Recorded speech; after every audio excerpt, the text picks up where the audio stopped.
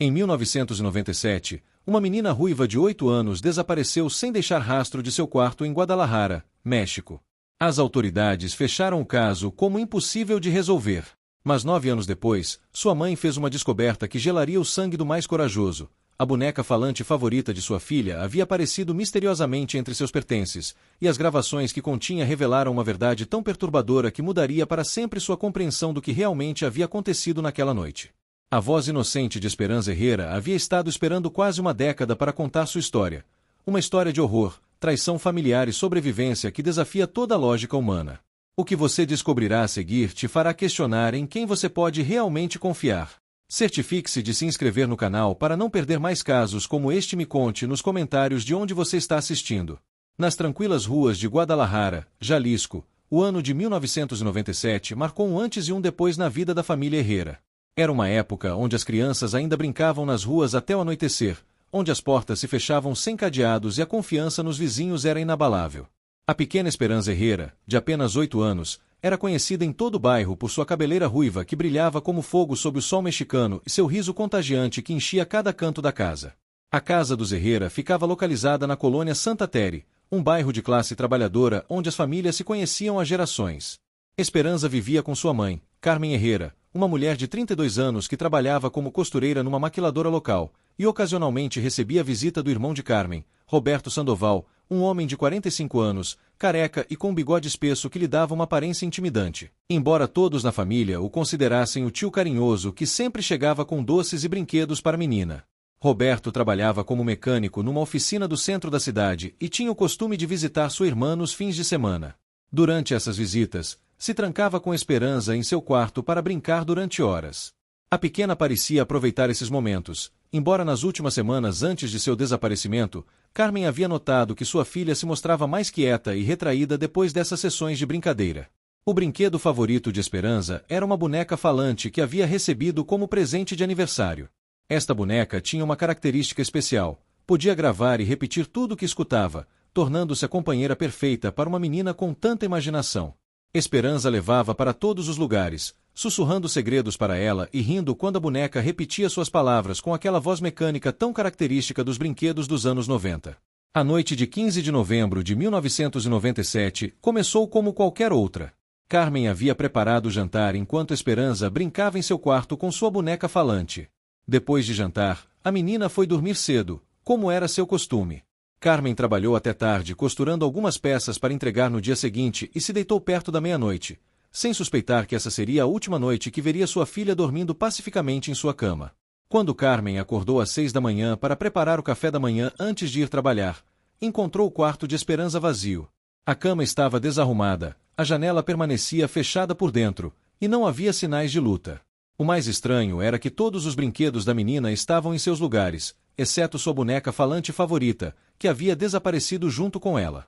A descoberta de Carmen ecoou por toda a colônia Santa Tere como um grito dilacerante que quebrou a tranquilidade matinal. Os vizinhos começaram a se congregar em frente à casa dos Herrera enquanto Carmen, tomada pelo pânico, corria de quarto em quarto gritando o nome de sua filha. A primeira pessoa a chegar foi Dona Refúgio, a vizinha do lado, que imediatamente se encarregou de contatar as autoridades enquanto consolava a mãe desesperada.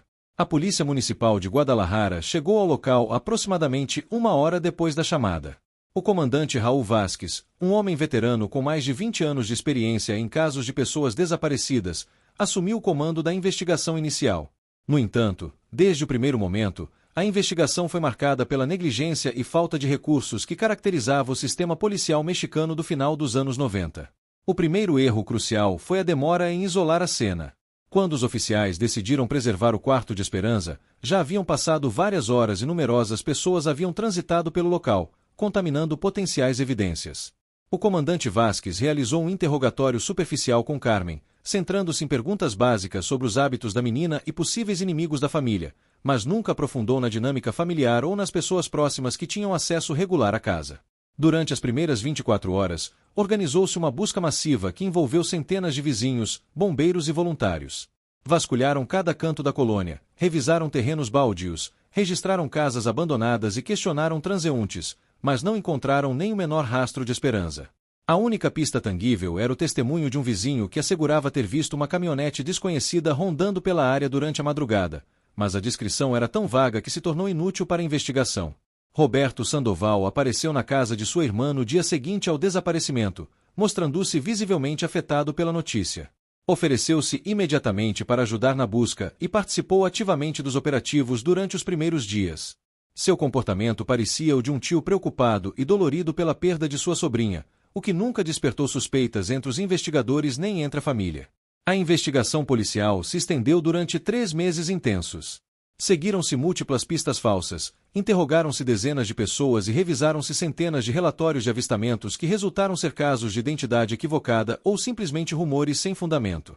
A falta de tecnologia avançada para rastreamento, a ausência de câmeras de segurança na área e a limitada capacidade de análise forense da época complicaram enormemente o processo investigativo. Para março de 1998, o caso de Esperanza Herrera havia se tornado mais um dos milhares de desaparecimentos sem solução que assolavam o país. O processo foi arquivado como caso frio, e gradualmente, a atenção midiática e o interesse público se desvaneceram, deixando Carmen mergulhada numa depressão profunda e uma comunidade marcada pela impotência de não ter conseguido proteger uma de suas meninas mais queridas. Os anos posteriores ao desaparecimento de Esperanza transformaram radicalmente a vida de Carmen Herrera e de toda a colônia Santa Tere. Carmen caiu numa depressão severa que a levou a perder seu emprego na maquiladora e a se isolar progressivamente do mundo exterior. A casa que antes ressoava com o riso de uma menina se converteu num mausoléu silencioso, onde cada objeto lembrava a ausência de quem já não estava. Roberto Sandoval continuou visitando sua irmã com regularidade, embora essas visitas se tornassem menos frequentes e mais tensas. Carmen havia desenvolvido uma aversão inexplicável a qualquer coisa que lhe lembrasse os últimos dias antes do desaparecimento de sua filha, incluindo as menções sobre as brincadeiras que Roberto costumava ter com Esperanza. No entanto, nunca verbalizou essas sensações, atribuindo-as à dor e culpa que a consumiam. A comunidade de Santa Tere também mudou.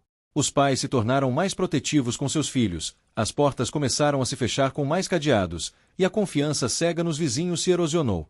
O caso de Esperanza se converteu numa lenda urbana local, uma história que se contava em sussurros para divertir sobre os perigos que espreitavam mesmo nos lugares mais seguros. Durante esses anos, Roberto manteve um perfil baixo mas estável. Continuou trabalhando na mesma oficina mecânica, embora seus companheiros notassem que havia se tornado mais reservado e menos sociável. Desenvolveu o hábito de beber sozinho em seu apartamento durante as noites, e ocasionalmente era visto em bares de má reputação em áreas afastadas de seu bairro habitual. Ninguém relacionou essas mudanças de comportamento com o desaparecimento de sua sobrinha, simplesmente as atribuíram à dor compartilhada pela perda. O sistema de justiça mexicano da época também não ajudou a manter viva a esperança. Os casos de crianças desaparecidas raramente recebiam acompanhamento adequado depois dos primeiros meses, especialmente quando envolviam famílias de poucos recursos econômicos. Carmen tentou em múltiplas ocasiões reavivar o interesse das autoridades, apresentando cartas e solicitações que inevitavelmente terminavam enterradas em montanhas de papelada burocrática. No ano de 2003, 6 anos depois do desaparecimento, Carmen tomou a difícil decisão de se mudar da casa onde havia criado Esperanza. O peso das lembranças havia se tornado insuportável, e os vizinhos constantemente lhe lembravam sua perda com olhares de pena que a faziam se sentir como um fantasma vivo. Mudou-se para um pequeno apartamento em outra colônia, levando consigo apenas o essencial e guardando em caixas todas as pertences de sua filha. Roberto ajudou com a mudança, carregando as caixas mais pesadas e mostrando cuidado especial com os objetos que haviam pertencido à Esperanza. Durante esse processo, Carmen notou que seu irmão parecia inusualmente nervoso ao manipular os pertences da menina, especialmente quando se tratava de seus brinquedos, mas novamente atribuiu essa reação à dor compartilhada pela perda de sua sobrinha querida. O ano de 2006 marcou um ponto de virada inesperado na vida de Carmen Herrera. Depois de 9 anos de luto constante e depressão, havia conseguido estabelecer uma rotina estável em seu novo lar. Trabalhava meio período numa mercearia do bairro e havia começado a frequentar terapia psicológica gratuita num centro comunitário. Embora a dor pela perda de Esperanza nunca tivesse desaparecido, Carmen havia aprendido a conviver com ela de uma maneira que lhe permitia funcionar dia a dia. Durante uma tarde de limpeza profunda em seu apartamento, Carmen decidiu revisar as caixas que continham os pertences de Esperanza, algo que não havia tido coragem de fazer desde a mudança 3 anos antes. Com mãos trêmulas e lágrimas nos olhos, começou a desempacotar cuidadosamente cada objeto, as roupas diminutas, os livros de contos, os desenhos que sua filha havia feito na escola, cada peça um fragmento de uma vida truncada muito cedo. No fundo da última caixa, envolvida numa manta rosa que Esperança usava para se aquecer durante as noites frias, Carmen encontrou algo que fez seu coração parar por um instante: a boneca falante favorita de sua filha. A pequena figura de plástico com vestido amarelo e cabelo castanho estava exatamente como lembrava, mas sua presença naquela caixa era completamente inexplicável. Carmen tinha certeza de que a boneca havia desaparecido junto com Esperança, e durante todos esses anos havia assumido que o sequestrador a havia levado também. Com mãos trêmulas, Carmen pegou a boneca e examinou cada detalhe. Parecia estar em perfeito estado, sem sinais de deterioração que indicassem ter estado exposta a condições adversas durante 9 anos. A roupa estava limpa, o cabelo penteado, e o mecanismo de voz aparentemente intacto. A confusão se apoderou de Carmen enquanto tentava lembrar se havia empacotado a boneca sem perceber durante a mudança, mas tinha absoluta certeza de que não estava entre os pertences que guardou. Impulsionada por uma mistura de nostalgia e curiosidade, Carmen pressionou o botão nas costas da boneca para ativar a função de gravação e reprodução.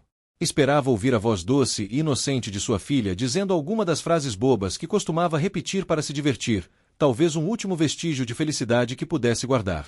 No entanto, o que emergiu do pequeno alto-falante interno a mergulhou num horror que nunca havia experimentado em sua vida. A primeira gravação era efetivamente a voz de Esperança, mas ela não estava rindo nem brincando. Seu tom era de medo, confusão e súplica. As palavras que saíam da boneca descreviam situações que não tinham lugar nas brincadeiras inocentes de uma menina de 8 anos.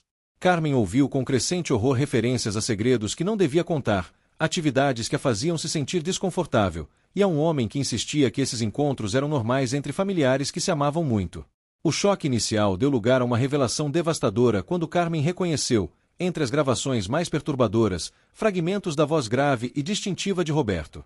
Seu irmão aparecia nas gravações falando com Esperança num tom que nunca havia escutado antes, manipulador, ameaçador e completamente desprovido da calidez familiar que sempre havia mostrado em público. A descoberta das gravações na boneca de Esperança desencadeou em Carmen uma tempestade emocional que a levou à beira do colapso mental. Durante as horas seguintes, permaneceu imóvel no chão de seu apartamento, com a boneca em suas mãos, reproduzindo uma e outra vez as gravações como se fosse um pesadelo do qual não conseguia despertar. A realidade que se revelava diante dela era tão atroz que sua mente se resistia a processá-la completamente. As gravações continham aproximadamente 15 minutos de áudio fragmentado, distribuído em múltiplas sessões que pareciam ter sido registradas durante várias semanas antes do desaparecimento. Nelas, podia-se ouvir claramente a voz de Roberto se dirigindo à Esperança com instruções explícitas sobre atividades inapropriadas, alternando entre ameaças veladas e promessas de presente se mantivesse o segredo. A voz da menina respondia com confusão, medo e, em algumas ocasiões, com choro contido. A evidência mais devastadora era uma gravação onde Roberto explicava à Esperança que o que faziam era normal em famílias que se amavam, mas que se contasse para sua mãe, ambas estariam em sérios problemas.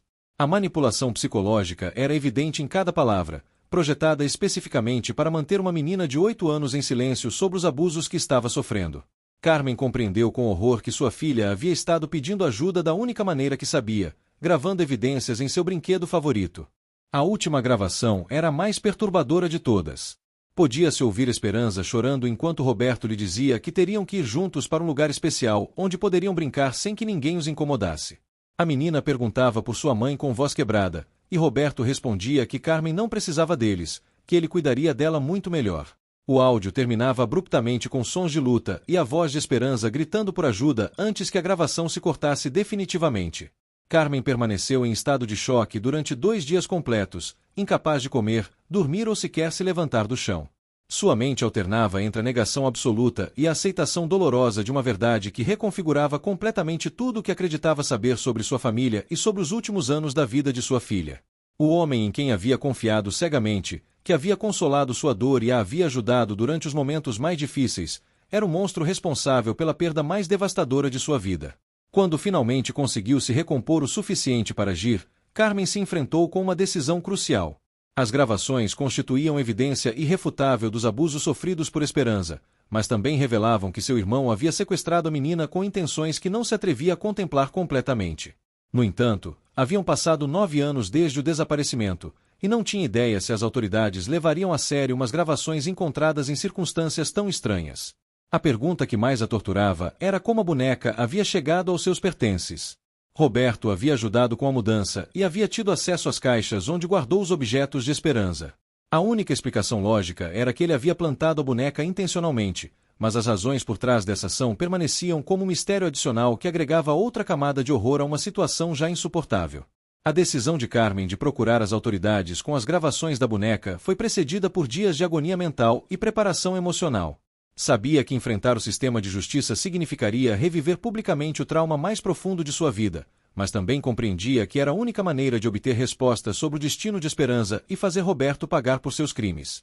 Na segunda-feira, 23 de outubro de 2006, Carmen se apresentou na Procuradoria-Geral de Justiça do Estado de Jalisco com a boneca falante e um gravador onde havia transferido o áudio. O detetive designado para o caso foi Alejandro Morales, um investigador especializado em delitos contra menores que havia retornado recentemente de um curso de capacitação em técnicas modernas de investigação criminal. Ao contrário dos policiais que haviam conduzido o caso original em 1997, Morales imediatamente reconheceu a importância da evidência apresentada por Carmen. A primeira reação de Morales foi ordenar uma análise técnica completa da boneca e das gravações. Os peritos forenses confirmaram que as vozes correspondiam efetivamente a Esperanza Herrera e a Roberto Sandoval, utilizando técnicas de comparação vocal que não estavam disponíveis durante a investigação original. Além disso, a análise do mecanismo interno da boneca revelou que as gravações haviam sido realizadas efetivamente em 1997, descartando a possibilidade de que fossem fabricações recentes. Com essa evidência sólida, Morales procedeu a reabrir oficialmente o caso do desaparecimento de Esperanza Herrera.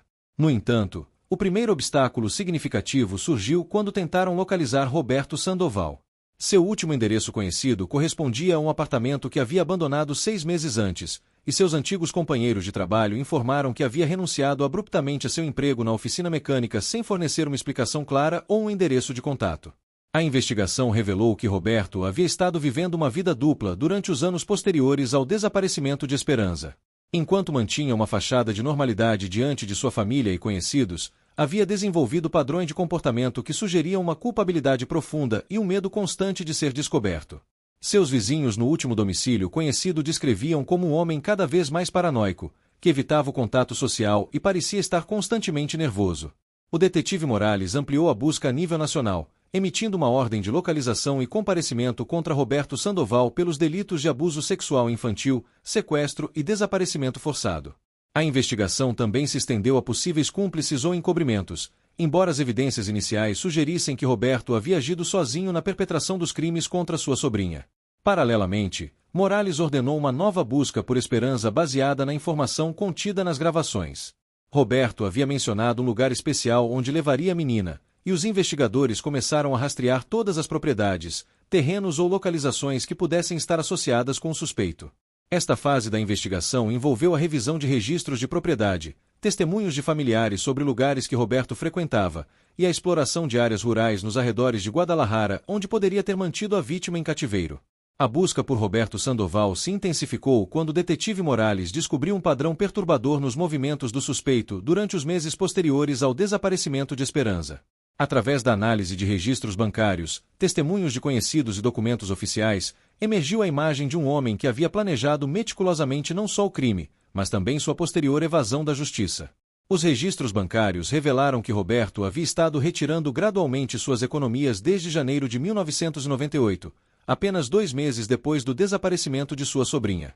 Os saques eram realizados em diferentes agências bancárias distribuídas por todo o estado de Jalisco, sugerindo uma tentativa deliberada de evitar padrões detectáveis.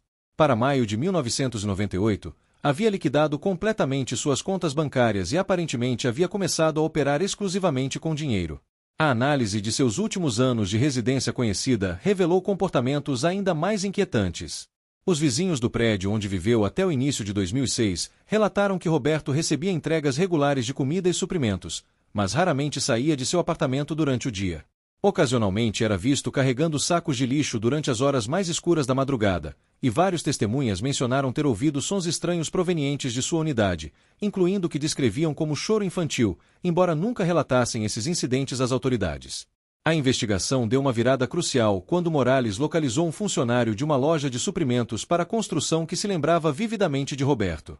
A testemunha relatou que durante 1998 e 1999, Roberto havia comprado regularmente materiais específicos, fechaduras de alta segurança, barras metálicas, isolamento acústico e grandes quantidades de alimentos não perecíveis.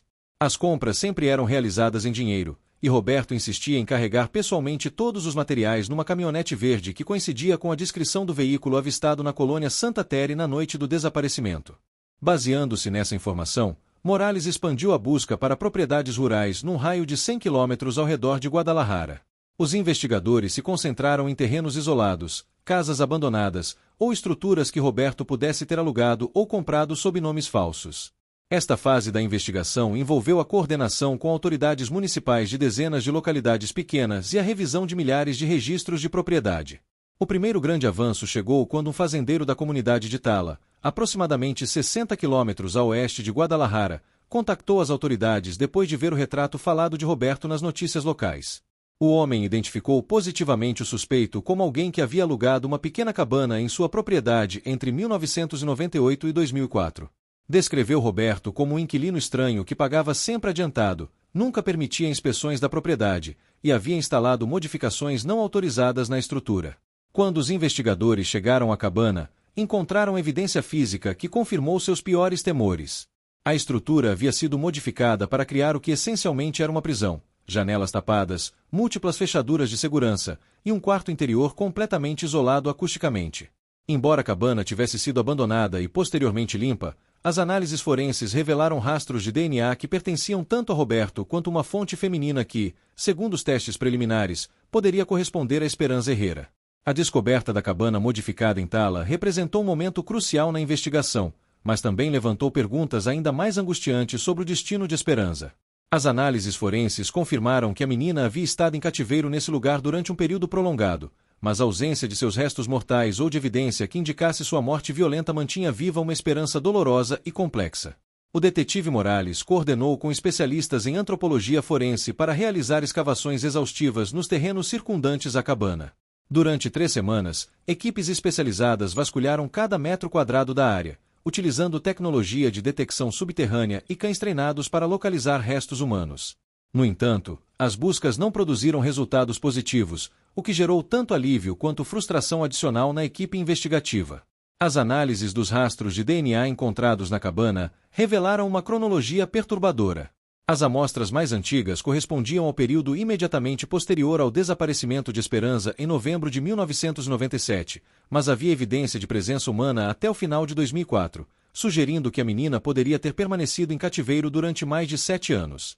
Esta revelação transformou completamente a natureza do caso, convertendo o que inicialmente se havia assumido como um sequestro seguido de homicídio numa situação de cativeiro prolongado. A investigação se estendeu aos vizinhos e comerciantes da área rural de Tala, procurando testemunhas que pudessem ter observado atividades suspeitas durante os anos em que Roberto manteve alugada a cabana. Vários testemunhos confirmaram avistamentos ocasionais de uma figura pequena nos terrenos da propriedade, embora a distância e as condições de observação tivessem impedido identificações definitivas. Um comerciante local se lembrava que Roberto comprava regularmente roupas infantis femininas e suprimentos médicos básicos, mas nunca questionou essas compras devido ao caráter reservado do homem. Paralelamente, os investigadores intensificaram a busca por Roberto, que aparentemente havia abandonado a cabana de Tala no início de 2005 e desde então havia conseguido permanecer completamente fora do radar das autoridades. A investigação revelou que havia desenvolvido uma identidade alternativa, utilizando documentos falsificados para alugar propriedades e obter emprego em trabalhos temporários que não requeriam verificação exaustiva de antecedentes. A análise dos padrões de comportamento de Roberto durante seu período de evasão sugeria que havia mantido Esperanza viva durante vários anos, possivelmente transferindo-a para diferentes localizações conforme as circunstâncias requeriam. Esta possibilidade, embora oferecesse esperança de que a vítima pudesse continuar viva, também implicava que havia sofrido anos adicionais de abuso e cativeiro em condições que provavelmente haviam causado traumas psicológicos irreversíveis. A pressão midiática e social começou a se intensificar enquanto a história do caso se difundia por todo o país. A imagem de Esperanza Herrera se converteu num símbolo dos milhares de crianças desaparecidas no México, cuja busca havia sido abandonada prematuramente pelas autoridades. Carmen se converteu involuntariamente na voz das famílias que haviam perdido seus filhos, participando de conferências de imprensa e programas de televisão que mantinham a atenção pública focada na busca de sua filha e de Roberto Sandoval. A localização de Roberto Sandoval chegou de maneira inesperada em 15 de março de 2007, quase 6 meses depois da descoberta da cabana em Tala. Um motorista de ônibus na cidade de León, Guanajuato, reconheceu o suspeito entre os passageiros de sua rota noturna e discretamente alertou as autoridades locais. Quando os agentes abordaram o ônibus na parada seguinte, encontraram Roberto viajando com documentos falsificados e na companhia de uma adolescente de aproximadamente 15 anos que inicialmente se identificou como sua sobrinha. A jovem apresentava sinais evidentes de desnutrição, trauma psicológico severo e múltiplas cicatrizes que sugeriam anos de abuso físico. Seu comportamento era extremamente submisso e parecia estar aterrorizada ante a possibilidade de ser separada de Roberto, o que indicava um caso clássico de síndrome de Estocolmo desenvolvido durante anos de cativeiro. O processo de identificação da adolescente requereu vários dias de trabalho especializado devido a seu estado psicológico extremamente frágil. Os psicólogos forenses que trabalharam com ela relataram que havia desenvolvido múltiplos mecanismos de defesa que incluíam dissociação, amnésia seletiva e uma dependência emocional total para com seu captor. Inicialmente se negava a fornecer informação pessoal e repetia obsessivamente que seu nome era Maria, a identidade falsa que Roberto lhe havia imposto durante anos. No entanto, quando os especialistas lhe mostraram fotografias da casa na colônia Santa Tere e objetos pertencentes a Esperanza Herrera, a jovem começou a mostrar sinais de reconhecimento que se intensificaram progressivamente. O momento definitivo chegou quando lhe apresentaram a boneca falante que havia fornecido a evidência inicial do caso. Ao escutar sua própria voz de criança reproduzida pelo brinquedo, a adolescente sofreu um colapso emocional massivo que confirmou inequivocamente sua identidade. Esperanza Herrera, agora com 17 anos, havia sobrevivido a quase uma década de cativeiro sob condições que desafiavam a compreensão humana. Os exames médicos revelaram múltiplas fraturas mal curadas, evidência de abuso sexual crônico e um desenvolvimento físico severamente retardado devido à desnutrição prolongada. Sua estatura e peso correspondiam aos de uma menina de 12 ou 13 anos, e apresentava múltiplas deficiências nutricionais que requereriam tratamento médico extensivo.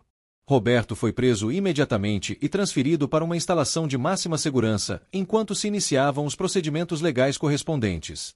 Durante os primeiros interrogatórios, manteve uma atitude desafiante e se negou a fornecer detalhes sobre os anos de cativeiro de Esperanza. No entanto, quando foi confrontado com a evidência física encontrada na cabana de tala e as gravações da boneca falante, sua fachada começou a se quebrar gradualmente. A confissão parcial de Roberto revelou uma mente profundamente perturbada que havia racionalizado anos de abuso como uma forma distorcida de amor paternal. Descrevia o sequestro como um resgate de esperança de uma vida que considerava inadequada, e justificava o abuso como educação necessária para convertê-la numa companheira ideal. Suas declarações revelaram uma completa desconexão da realidade e uma incapacidade total para compreender a magnitude de seus crimes. O reencontro entre Carmen e Esperanza foi coordenado cuidadosamente por especialistas em trauma, que advertiram que o processo de reconexão seria extremamente complexo e poderia levar anos de terapia intensiva. Esperanza inicialmente não reconheceu sua mãe, e durante as primeiras semanas mostrou terror ante qualquer adulto que não fosse Roberto, a quem continuava percebendo como seu protetor apesar dos anos de abuso sofridos. Os meses seguintes ao resgate de Esperanza foram marcados por um processo de reabilitação que desafiou todos os protocolos conhecidos para vítimas de sequestro prolongado. A jovem havia desenvolvido uma personalidade completamente fragmentada que incluía a identidade falsa que Roberto lhe havia imposto, as memórias traumáticas de sua infância inicial e mecanismos de sobrevivência que a haviam mantido viva durante quase uma década de horror inimaginável. O centro especializado em trauma onde foi internada Esperanza se converteu em seu novo lar enquanto equipes multidisciplinares de psicólogos, psiquiatras, assistentes sociais e médicos trabalhavam incansavelmente para reconstruir os pedaços de uma mente destroçada por anos de abuso sistemático. Os primeiros avanços foram mínimos e estiveram marcados por retrocessos constantes, episódios de pânico e períodos de completa regressão onde Esperanza se comportava como a menina de 8 anos que havia sido quando foi sequestrada. Carmen se mudou temporariamente para León para estar perto de sua filha durante o processo de reabilitação, embora os encontros iniciais estivessem estritamente limitados e supervisionados por profissionais. O reconhecimento gradual entre mãe e filha foi um processo doloroso que envolveu sessões de terapia familiar onde ambas tiveram que confrontar não só o trauma do sequestro, mas também a culpa, a dor e os anos perdidos que nunca poderiam recuperar. O caso legal contra Roberto Sandoval avançou rapidamente uma vez que Esperanza foi declarada mentalmente competente para testemunhar, embora seu testemunho tivesse que ser apresentado através de videoconferência devido à sua incapacidade de estar na mesma sala que seu captor. As provas físicas, as gravações da boneca falante e a evidência forense da cabana em tala construíram um caso irrefutável que resultou em condenações por sequestro agravado, abuso sexual infantil continuado e privação ilegal da liberdade. No entanto, o final desta história não seguiu o curso que as autoridades haviam antecipado. 3 dias antes que se anunciasse a sentença, Roberto Sandoval foi encontrado morto em sua cela, aparentemente por suicídio. Havia utilizado lençóis para se enforcar durante a madrugada, deixando uma nota incoerente onde alternava entre confessar seus crimes e culpar a sociedade por não compreender seu amor por Esperanza. Sua morte eliminou a possibilidade de obter informação adicional sobre outras possíveis vítimas e deixou muitas perguntas sem resposta. O suicídio de Roberto gerou reações mistas entre a família e a sociedade. Enquanto alguns o interpretaram como uma admissão final de culpabilidade e uma forma de justiça poética, outros lamentaram a perda da oportunidade de que enfrentasse as consequências completas de seus atos. Para Carmen, a morte de seu irmão representou o fechamento de um capítulo horrível, mas também a eliminação de qualquer possibilidade de compreender completamente as motivações por trás dos crimes que haviam destruído sua família. A recuperação de Esperanza continuou durante vários anos mais, marcada por avanços graduais e períodos de estabilidade intercalados com crises ocasionais. Aos 20 anos, havia conseguido recuperar muitas de suas memórias da infância inicial e havia desenvolvido um relacionamento funcional, embora complexo, com sua mãe. Nunca pôde se reintegrar completamente à sociedade de maneira convencional, mas encontrou propósito trabalhando com organizações dedicadas à busca de crianças desaparecidas e ao apoio a famílias de vítimas. O caso de Esperanza Herrera se converteu num catalisador para reformas significativas nos protocolos de investigação de desaparecimentos infantis no México. Sua história demonstrou a importância da perseverança na busca da verdade, a necessidade de recursos especializados para vítimas de trauma prolongado e o poder da esperança para sobreviver mesmo às circunstâncias mais sombrias da experiência humana. O eco de sua voz infantil, preservado numa boneca falante durante quase uma década, havia se convertido finalmente no grito de justiça que salvou não só sua própria vida, mas que também proporcionou as respostas que sua mãe havia buscado durante tantos anos de dor e incerteza. Se você chegou até aqui e quer ver mais histórias como esta, te convido a se inscrever no canal e ativar o sininho de notificações para não perder nenhuma história. Deixe seu like para que possamos continuar compartilhando mais histórias como esta. Até a próxima!